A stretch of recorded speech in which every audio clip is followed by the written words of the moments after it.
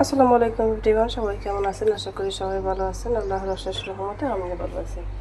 তো বরাবরের মতো চলে আসলাম আপনাদের সঙ্গে দুপুরের খাবার শেয়ার করতে। তো দেখা যাক আজকে দুপুরের জন্য আমি কী কী রান্না করেছি। প্রথমে এই যে এটা হচ্ছে যে এই চৈক্কা মাছ, এটা কিন্তু অনেক মজা লাগে, ইলিশ মাছের মতো একদম অনেক কাটা থাকে, তারপরে এটা খেতে অনেক মজা লাগে। দেখেন কালারটা কি সুন্দর হয়েছে, মাশাআল্লাহ।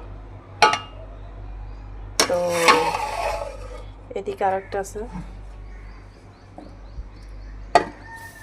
এগুলো হচ্ছে গরুর মাংস দিয়ে আলু দিয়ে করলা দিয়ে রান্না করা হয়েছে